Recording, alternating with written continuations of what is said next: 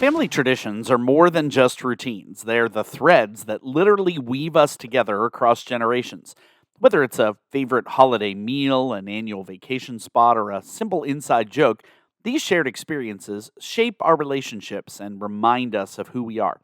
In my family, one of our favorite traditions is gathering around the table for board games. There's something special about the laughter, the friendly competition, even when I win, and the memories made over a roll of the dice or a perfectly placed tile. Games have a way of bringing us together, reminding us that connection isn't just about conversation, it's about the shared moments.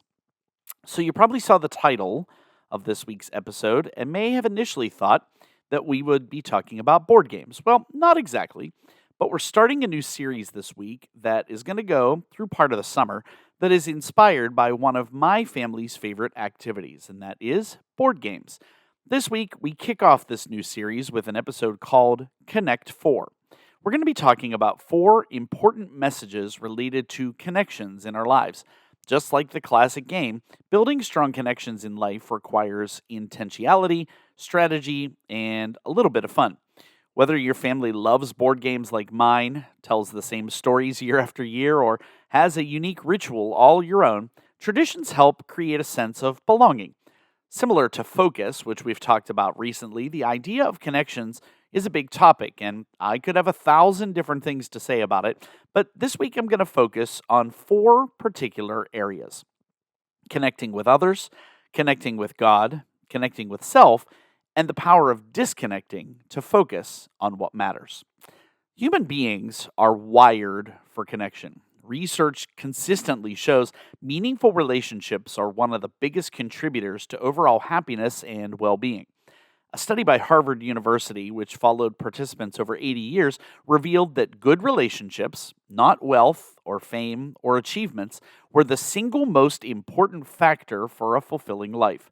Strong social connections improve mental health, reduce stress, and can even boost physical health, lowering risks for chronic illnesses like heart disease. Isolation, on the other hand, has been linked to higher rates of depression, anxiety, and even early mortality.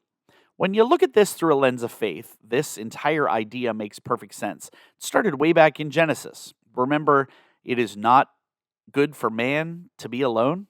We were created for relationships with God and with each other. Jesus himself modeled this in his ministry, prioritizing deep personal relationships with his disciples and showing love to everybody he encountered. Connection isn't just beneficial, it's God's design for how we're meant to live. Now, you might be sitting there saying, man, you have talked an awful lot about connections recently. Well, there's a reason for that. I think it's because connection with others may be one of the most important, if not the most important thing that we should focus on. Have you ever had a moment where somebody reached out to you at just the right time? Maybe it was a text when you were feeling overwhelmed, a friend inviting you out when you were on the verge of burnout, or even a stranger offering a smile that lifted your spirit. These small moments of connection can feel like lifelines in a world that often seems rushed, chaotic, and disconnected. They remind us we're not alone. Somebody sees us, and we matter. In a world that often glorifies independence and busyness, building meaningful connections can feel harder than ever. And for some of us, the idea of intentionally reaching out, starting conversations, or building deeper relationships might even feel intimidating or inconvenient. So, how can we intentionally build and strengthen our relationships with others? Well, I think that building and strengthening relationships doesn't happen by accident. It takes effort, it takes intention, and sometimes a little humor, because let's be honest, nothing bonds people faster than laughing at a shared joke or a hilariously awkward moment. If you're looking to deepen your connections, there are a few practical steps you can take. First, make time. Relationships thrive on quality time. But in a world where our calendars often look like a game of Tetris, prioritizing people can feel like an impossible task. Start small. Schedule a coffee date. Invite somebody to go for a walk, or simply call a friend during your commute. Think of it as an investment. Just like you wouldn't skip oil changes for your car, Don't skip the regular maintenance of spending time with the people who matter to you.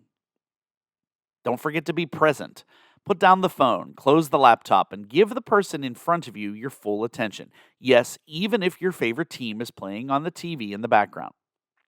Studies show being fully present, listening, making eye contact, and engaging in the moment builds trust and strengthens relationships. So when somebody is talking to you, resist the urge to mentally compose your grocery list and just listen. And practice vulnerability. This doesn't mean spilling your deepest secrets to the cashier at the grocery store, but it does mean being willing to open up with the people you trust. Share your struggles and celebrate your joys. Vulnerability deepens relationships because it invites others to do the same, creating an environment of authenticity and mutual support. Another powerful way to build connection is through shared experiences.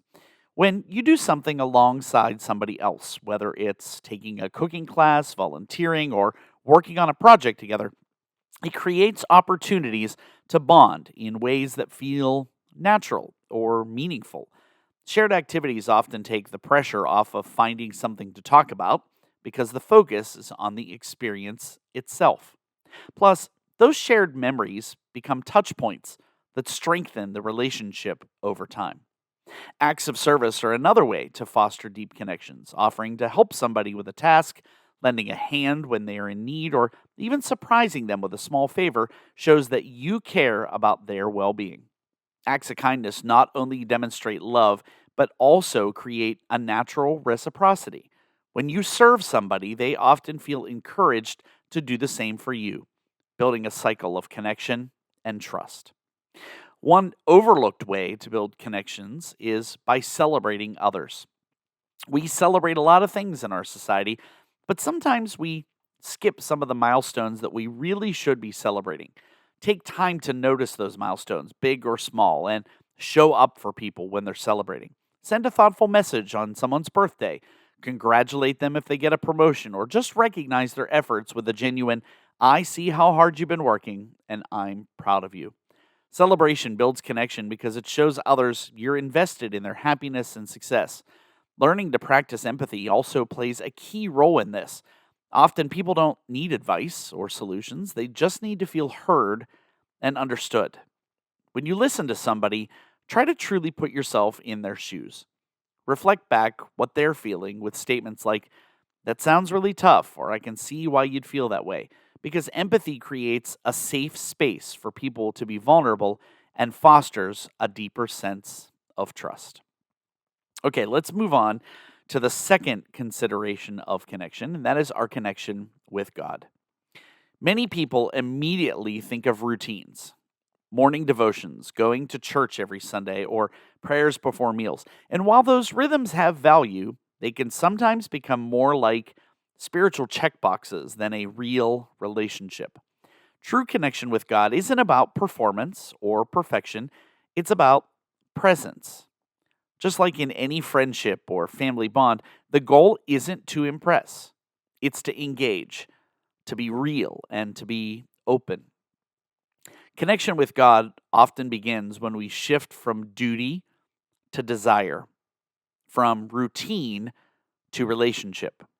We often overlook the power of stillness in that relationship. In a noisy world that constantly demands our attention, sitting in silence can feel awkward or even unproductive. But silence is often where clarity is born. Prayer doesn't always have to be words. Sometimes the most meaningful moments come when we simply sit, listen, and become aware of God's presence with us. As the psalmist says, be still and know that I am God. That invitation isn't to do more, but to be more aware, more quiet, more attuned to what's already present. You see, one of the most beautiful things about connecting with God is realizing He's already reaching toward us. The biblical story isn't just about people trying to find God, it's about a God who continually pursues us, like the shepherd searching for one lost sheep, or the father running to embrace his wayward son. God's movement is toward us. That changes how we approach Him. We don't have to chase, We just have to choose to respond. Whether we're walking the dog, washing the dishes, or sitting in traffic, God meets us in the ordinary when we're willing to look. If you feel distant from God or you're unsure how to connect with Him, start small. Go on a prayer walk and talk out loud as if you're walking and talking with a friend. Open a short scripture and simply ask, what does this say about who God is and who I am? Keep a journal where you jot down moments of peace, beauty, or unexpected kindness. These small practices, when done with intention, help reawaken your awareness. Connection with God isn't a mountaintop feeling reserved for the spiritually elite. It's a moment by moment posture, one of listening, one of noticing, and trusting that you're never as far as you think. And while connecting with others and being in tune with our faith are incredibly important, we sometimes give so much to connect in other areas that we fail to connect with ourselves. Connecting with yourself isn't selfish, it's essential. In fact, it's often the foundation for how we connect with others and with God. Yet, in a world that celebrates hustle and distraction, self connection is frequently neglected. We check our phones more than our feelings. We manage our calendars more than we monitor our own lives. But when we stop to ask, how am I really doing? We begin to create space for clarity, for healing, and for purpose. Self connection helps us name what we need, what we value, and what's worth pursuing. Too often, we wear busyness like a badge of honor, afraid that slowing down will expose our discomfort or even our insecurities. But introspection doesn't have to be scary, it can be freeing. Practices like journaling, quiet reflection, or even talking out loud during a solo walk can help you tune in to your inner voice. When you're honest with yourself, you gain insight into what drains you and what fuels you. You begin to shed roles or expectations that no longer fit and grow into the person you were designed to be, not just who you've become by default. This kind of connection also helps you catch patterns that might otherwise control you. Maybe you always say yes when you're actually exhausted. Maybe you avoid hard conversations because you're afraid of conflict. Noticing patterns like these isn't about shame, it's about growth. When you know yourself well, you can show up more authentically in your relationships and respond to life's challenges with resilience instead of reaction. You become anchored, not just blown by the wind of everyone else's expectations. Paying attention to your internal world isn't a detour from spiritual growth, it's a doorway to it. The more in tune you are with who you are, the more you can bring your whole self, not just a polished version, into your faith, your relationships, and your purpose.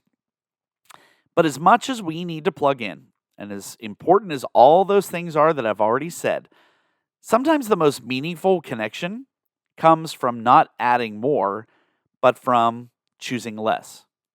That's where the power of disconnection comes in. Now, I want you to hear me out here. In a hyper connected world, the idea of disconnecting can almost seem revolutionary, even risky. We're tethered to our devices.